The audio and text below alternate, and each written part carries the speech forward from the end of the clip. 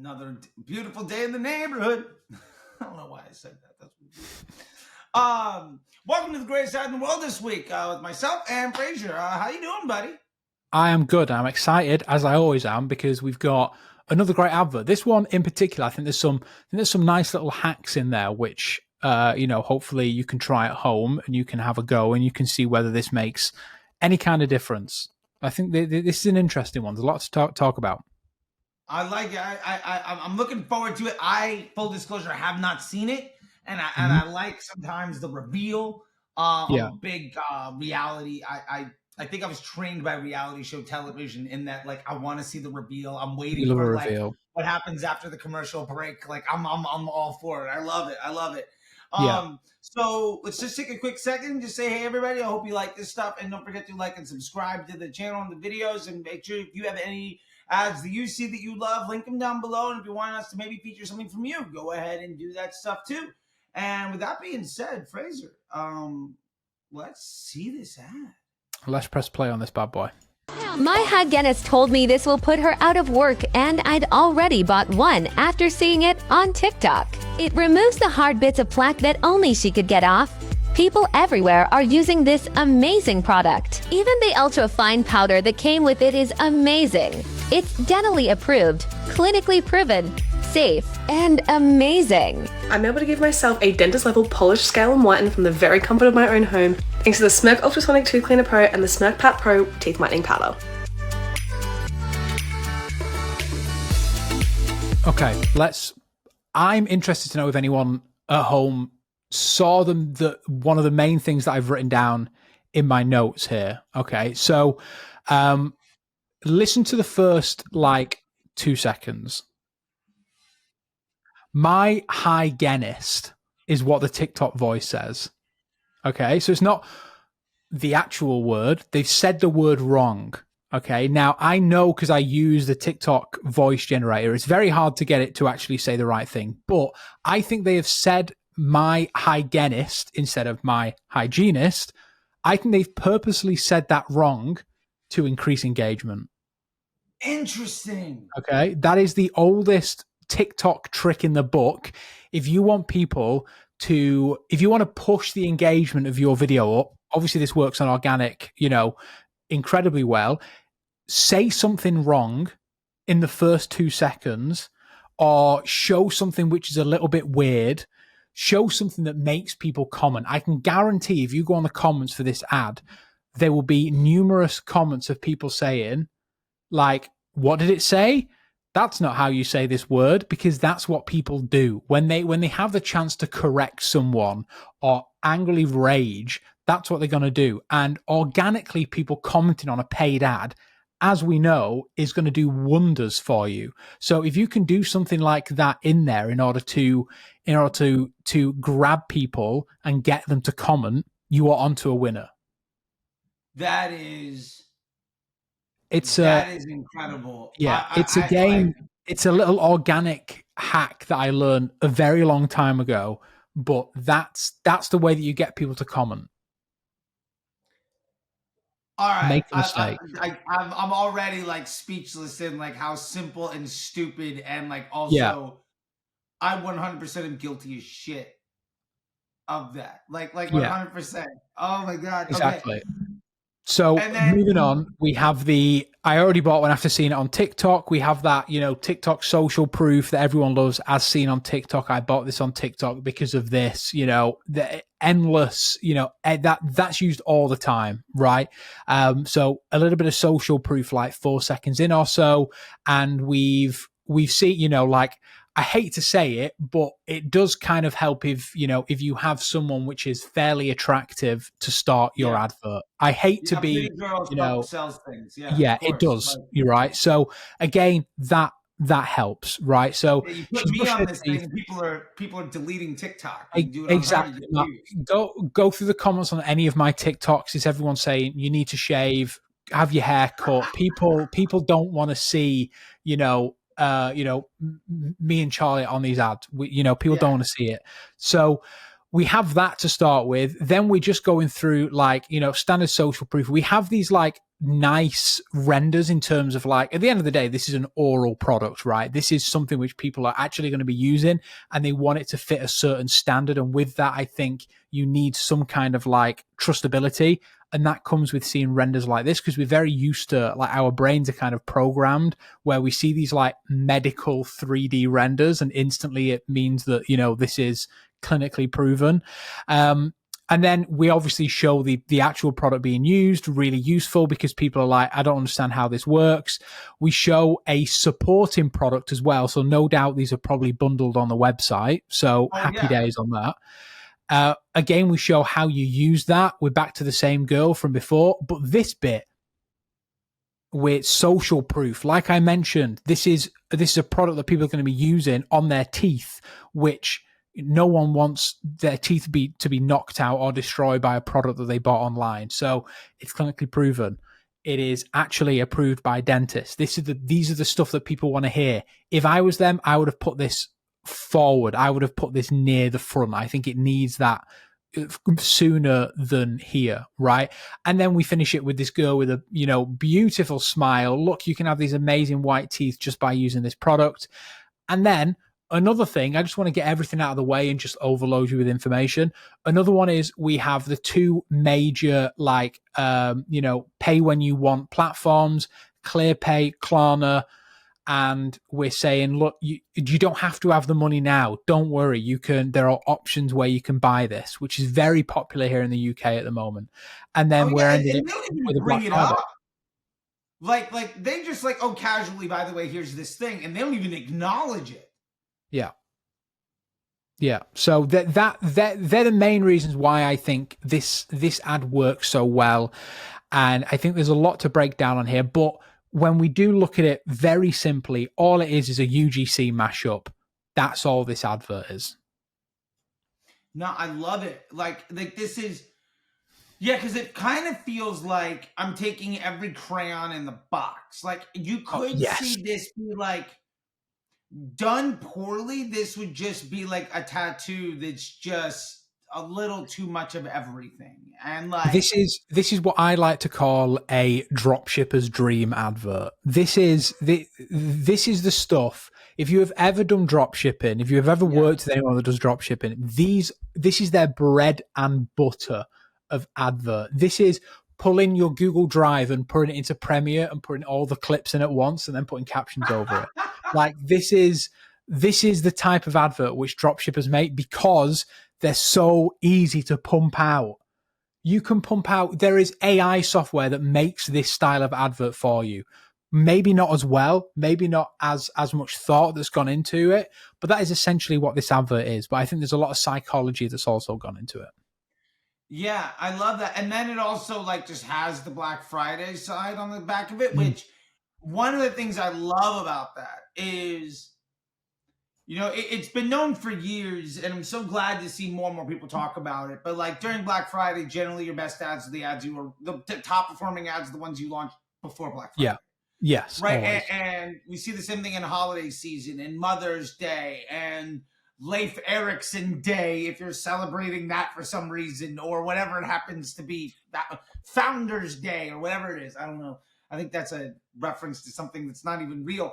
The point is, like, it's so easy to take something that works and slap this on the back of it.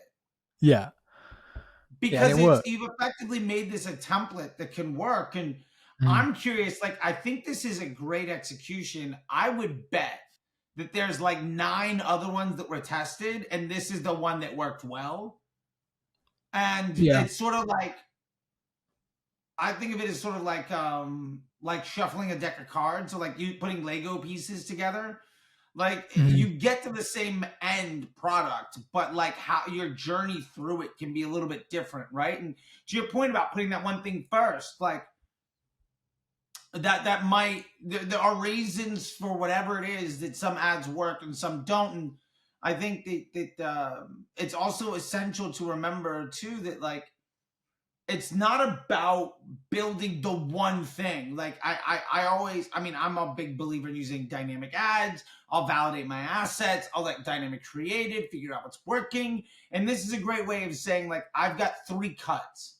I'm going to put it into dynamic creative and see what works. I might do 6 cuts and put it into 2 separate dynamic creatives and run them side by side and see what's happening, and then put the same copy in both ads. So I'm effectively doing a copy test alongside of it. And if the same headline works in both ads, I might try a different headline to pair so that like I know what's working as I'm going through all this asset validation process. But like the 3 things that jump out to me, first off, and I think you called out like 2 of them, the Afterpay and the Klarna and that, like, it amazes me that they're talking about it. They reference it. I guess it's ClearPay. Afterpay just got a shout out in the ad, and they weren't even in it. That like one of the things that's amazing to me is they don't even call it out, and maybe like it's somewhere else, but it's completely not necessary. All this does is it's overcoming an objection.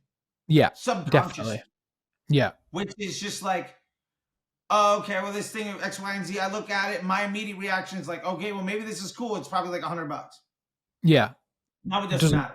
Yeah, exactly. Yeah. That to me is one of the main goals of adverts, which 100, any advert that sits further down your funnel, face your objections. If there is something which is stopping people from purchasing, call it out in the ad, fix it in the ad, because people they'll respect you more, and you will also get more customers. And the way that you find objections is post-purchase surveys, your reviews, like all this kind of stuff is where you can find the reason why people didn't purchase for 6 months. What was stopping them, right? In fact, add that into your post-purchase survey. Like, when it says, how long have you been looking at this product? If they select anything over like a day, why didn't you buy this sooner? Right? Because this is a main way that you can really bring in some new customers, because, like we said, if anything is, above $100, people are probably not going to buy it straight away. But if there's Klarna involved, if there's ClearPay, it gives them a new option to do it. And it's very popular now to do that. 100%. And like, it's funny the way you said that, because I also think of the comment section, and I think of it as like, you ever see 8 Mile? And like, he's like, it's like Eminem's not biopic that's totally 100% like basically Eminem playing Eminem in Detroit.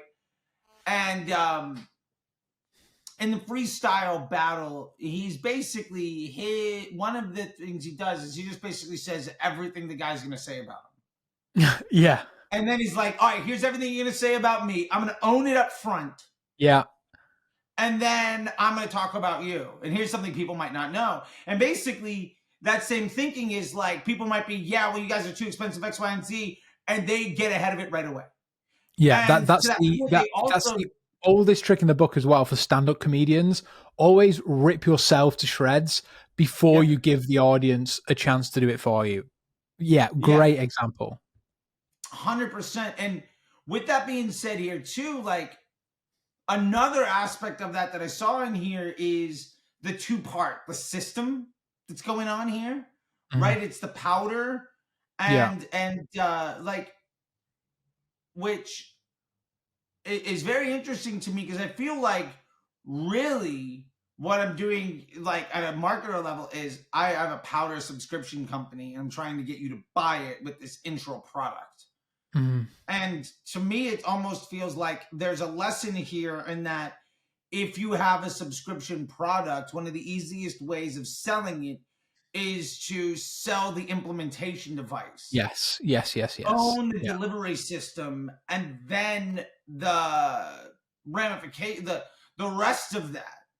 Yeah, only entire process instead of the end section. Like you are losing revenue. Like, why would you sell a toothpaste without selling a toothbrush, right? Like, go into your bathroom. There's a chance that probably your toothpaste is made by the same person that your toothbrush is made from.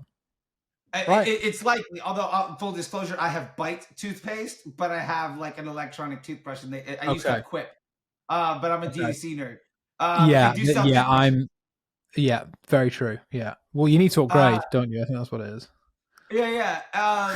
But no, you're totally right. And like, I think one of the lessons here too is for me, and we talked a little bit about this last week, but there are marketers that will look at this ad as a great way to get you a positive ROAS on like a cost cap or Advantage Plus or something today to get the sale. Yeah. Then there are marketers, there are brand developers. They're going to say, what this ad does is reduce my cost of acquisition towards a subscription product. To reduce, it improves my second purchase rate of the powder. And for me, I would say if the average person buys the powder 3 to 5 times, trying to sell this once, fine, you made 10 cents on it. If I can make 1 cent on it, but count that revenue as future transactions and cash flow, I'm going to massively scale my business. Say it's once a month, people come and buy. I only need to be profitable for the first 30 days. And let's say 20% of people stick with that and they buy it and they get charged again in 30 days. Or let's follow Byte, who's brilliant, and they charge you every 4 months and it's completely random and it's also not too big of a charge, which is brilliant. Or if you go Prime from Amazon where you just get hit once a year for $100 you're like, screw it, fine, you got me again. And then like a decade is gone by where like some random day I get a hit to my credit card that I'm not expecting. But it's also not breaking the bank. And the point of that being that like, if 20% of people stick around to get the subscription, which is maybe an upsell to this product, maybe it's do this thing or subscribe and save 20% off, 10% off. On day 30, the cost to acquire revenue, the volume of transactions basically goes down 20%. My blended CPA across my business drops overnight.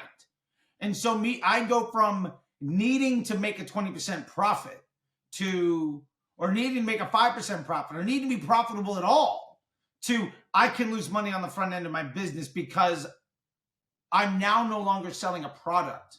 I'm building a business. And that's a very, very different way of operating. And that's one reason why I'm always like the lowest cost broad targeting guy. And like you were asking me earlier, like in a post about like what's up with the cost caps and the mid funnel, all this stuff. It's like that only works if you define success as selling the product. I'm interested in getting the most stable long end. And if this ad works, I want to run it with products in Facebook that don't make ad fatigue. Yeah. And if this ad works at getting me somebody to want to buy for 3 months or 6 months, I want to run it lowest cost broad targeting because that means this ad could effectively run forever. And once that revenue comes back, I can use some of that profit margin and add it to my budget. And that basically says every single day I could add 1%. And if I can do 1% a day, that's like 37x a year, which is a ridiculous growth rate and probably not sustainable for people, but I love it. Now, can I completely like blow your mind? Okay. Please. I've just clicked on the landing page for where this advert was going. Okay. It takes you to the landing page for the toothbrush. Okay. So I was like, okay, all right, great. The dental powder is not a subscription. Get it together, Smirk. What are you doing? Can you believe that? But it's not. It's instead a one-off purchase of £9.99. It's not a subscription, but they do have an amazing upsell. Literally on the landing page, you can click add both to your cart, and it adds the toothbrush, a free bamboo toothbrush for some reason, and then also the whitening powder. But I feel like after our chat, they're missing such an opportunity here. Yeah, like I don't care about the bamboo toothbrush, and neither does anybody that's coming into you. I think if you're going to build a bundle, you have to make sure that the value of that bundle is greater than the initial transaction. I don't want a bamboo toothbrush. I had a buddy that made this thing. It was kangaroo care. It's called Dad Wear. And it was like a shirt that opened up. And his bamboo toothbrush was compression socks. The problem is, I mean, and the idea is you get something for 30 cents, you make it a $10 product, and you throw it in for free to get like the thing, but it's missing the mark. Like at 310 Nutrition, what we did was we included a shaker cup, which we got for 87 cents landed. We charged $15 for, and gave you a $10 gift card and an ebook worth $30 and the ability to call somebody who's like a health consultant. And we sold you that with 6 bags of shake for $19. Yeah. And the reason that worked was because even if you don't like the shake, you're getting a $10 gift card and a $15 shaker cup. Yeah. The bundle is worth more than the offer. Yes. And You want people to feel like they're getting a deal. That's the whole point of a bundle. Yeah. Otherwise, like, you're not really doing it at all. And I think Hormozy gets into that in the $100 million offer stuff. Yeah, but like also, like the fact that is for me where somebody's looking at the profit margin on the day one as like how they're growing their business. And so a lesson as somebody that has built multiple 8-9 figure businesses for years and years and years, it is far easier to sustain cash flow and manage inventory when you have reoccurring revenue in your business. Yes. If anything changes in the unit economics of acquiring sales, if this ad fatigues, if the audience changes, if the CPMs go up, or if something in the market just shifts slightly, you go from I'm spending 30 grand a month or I'm spending 10 grand a day to I can't be in business because you've designed your business to be built up of a single transaction. You are selling a product. You don't have a brand. You're basically, like you said before, it's a drop shipper's dream. And one of the biggest mistakes drop shippers make is they don't build brands around the drop shipping store. And the biggest successes I've ever had in drop shipping, I had a store once called Squishy Cats. And it was like, I was with a buddy of mine, and it was like the little end thing to like, it was like a thing you could put on the end of your pencil. And then we also added in like phone cases and all of these like rubbery, squishy cat things. But when you bought from us, we found 6 or 7 vertically integrated products in that same style. And then we could sell them over and over again to you in email. We could do subscription. We got into food and into treats. And we built an entire brand around it and got rid of it. But like, that's how you go from I'm selling a product and I'm worried about MER and ROAS and my like performance and platform today versus I'm building a business and spending a fraction of the time they used to spend in the platform. And now what I used to think was success of I went from 500 a day to 2,000. I'm now spending 10,000 a day. And you're never going to get there if you're worried about day one transactions. It's only going to happen if you focus on cash flow. And anybody in the SaaS business, service business, agency business, everybody there's a reason that people flex on MRR. And those are generally the people doing a lot better than those who are flexing on ROAS. And so my 2 cents, gorgeous product, totally makes sense if this is a drop shipper that's learning how to do this stuff. And I love it. Because now that we see all of this stuff, the ad didn't mention anything of like a subscribe and save. And that would be my follow-up ad to this. I would love to see that. Yeah, I think there's hopefully the Smirk guys are watching this. If not, I mean, I've just looked you up on LinkedIn. I'm gonna send it to you because I think this is some like solid advice here that you guys need to learn. Like, I think anyone that's in a similar position to what these guys are in right now, you need to. This is a really valuable episode for you because I think there is some real learnings here for how you can actually grow your business and, like Charley said, grow a brand. That's what's important here. This is brands are worth money. Products are only worth how much you pay, from China for them. Yeah. And as a blueprint, take a look at what my man Cheyenne at My Sweet Smile has done. Yeah. And the massive success that he's seen over the last 2 years as a blueprint of what you could do. Because this is like so close. It's right on the edge, and hopefully you get it right before the wind changes directions. That being said, man, if you made this ad internally, you could do anything. Yeah, at that point, it's like it's not even a tooth whitening kit. You are a powerhouse marketing team Yeah. that just needs some business fundamentals. And like you could sell anything to anyone, and I would love to like see the next 3 other wins you get. Mm-hmm. Yeah. Agreed. Anyway, Agreed. I think we got way off topic there, but I think it was super fun, Fraser. I appreciate it, man. I know you got to get going, and this will probably be maybe the last episode of the year, and so we should probably respect the holidays and people's time. So, man, I just want to say thank you so much, and enjoy your 2024, and I'll see you soon, buddy. You too, man. Have a good one. See you soon. Bye.